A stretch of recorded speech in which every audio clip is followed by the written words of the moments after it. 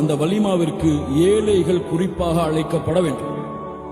வலிமா ஏழைகள் அந்த வலிமாவிலே அழைக்கப்பட வேண்டும். அல்லாஹ்வுடைய தூதர் ஸல்லல்லாஹு அலைஹி வஸல்லம் சொன்னார்கள், ஷர்ருத் தஆமி தஆமுல் வலிமா, வலிமாலேயே கெட்ட வலிமா செல்வந்தவர்கள் மட்டும் அழைக்கப்பட்டு ஏழைகள் புறக்கணிக்கப்படக்கூடிய வலிமா.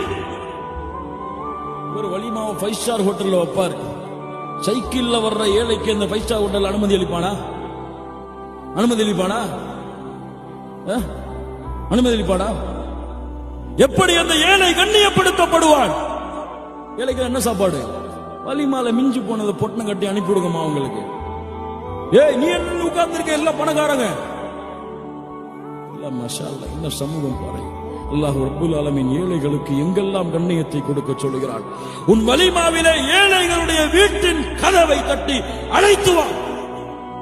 அல்லாஹ் உனக்கு பரக்கத் செய்வான். அவர்கள்தான் அல்லாஹ்விற்கு நெருக்கமானவர்களாக இருக்கலாம்.